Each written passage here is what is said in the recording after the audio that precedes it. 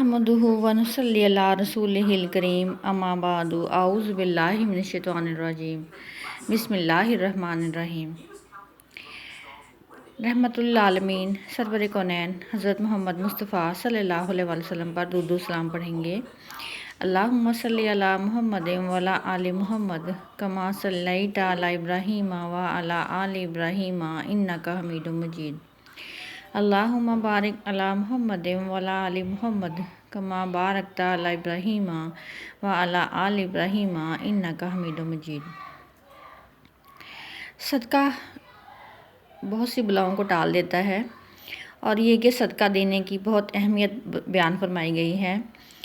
جب مردہ قیامت کے دن صدقہ دینے کی اہمیت سے واقف ہوگا تو وہ کہے گا کہ کاش مجھے ایک دفعہ پھر سے زندہ کر کے بھیج دیا جائے اور میں دنیا میں جا کر صدقہ کروں، کیونکہ وہ اس روز اپنی آنکھوں سے دیکھ لے گا کہ صدقہ کرنے کی کس قدر فضیلت آئی ہے۔ اور یوں بھی صدقہ کی بہت سی قسمیں ہیں۔ کسی سے میٹھی بات کرنا اور کسی سے مسکرا کر ملنا بھی ایک صدقہ ہے۔ چنانچہ ہمیں اپنی زندگی میں صدقہ کرتے رہنا چاہیے تاکہ ہم بہت سی بلاؤں سے محفوظ رہ سکیں۔ اس گفتگو کے ساتھ آج ہم سورۃ الاعلیٰ کے بارے میں بات کریں گے۔ سورۃ الاعلیٰ کی تلاوت کریں گے، نیز اس کی اہمیت اور اس کے فوائد سے واقفیت حاصل کریں گے۔ بسم اللہ الرحمن الرحیم۔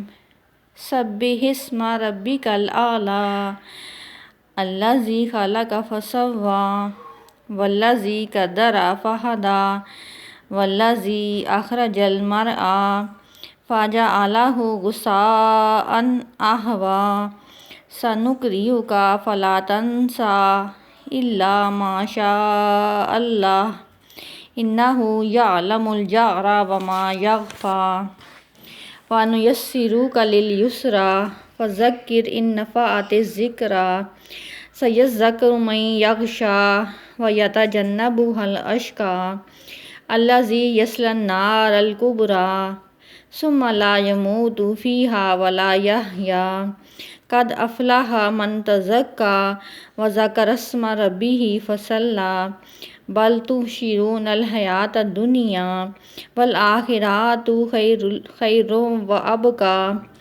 ان ھذا لفی الصحف الاولی صحف ابراہیم وموسیٰ۔ جزاک اللہ۔ سورۃ الاعلیٰ کی اہمیت اس طرح سے ہے کہ تدوین کے اعتبار سے 87 نمبر ہے اور نزول کے اعتبار سے 8واں نمبر ہے۔ یہ ایک مکی صورت ہے، ہجرت مدینہ سے پہلے نازل ہوئی ہے۔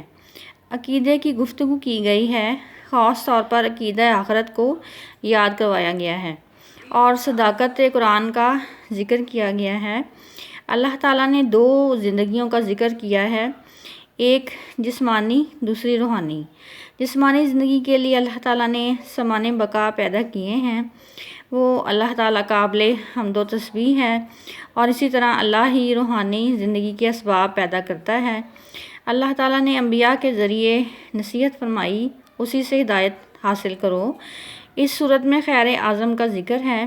دنیا کی زندگی فانی ہے، اس پر زیادہ وقت ضائع مت کرو بلکہ آخرت کی فکر کرو۔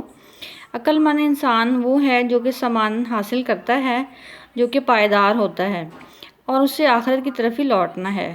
صرف قرآن ہی تمہیں یہ تعلیم نہیں دے رہا بلکہ پہلی تمام آسمانی کتابیں بھی یہی پیغام دے رہی ہیں۔ ابراہیم علیہ السلام کے صحیفوں میں اور موسیٰ کی تورات میں بھی انہی کی حقیقت بیان فرمائی گئی ہے، اور جو کہ پیغام حق ہے۔ سورۃ الاعلیٰ کو پڑھنے کے کیا فوائد ہیں، ہم یہ جاننے کی کوشش کریں گے۔ اگر جسم کے کسی حصے میں درد ہو تو ایک بار سورۃ الاعلیٰ پڑھ کر پھونک دیں، درد رفع ہو جائے گا۔ اگر کسی کا حافظہ کمزور ہے تو پانی پر دم کر کے اسے پلائیں۔ روزانہ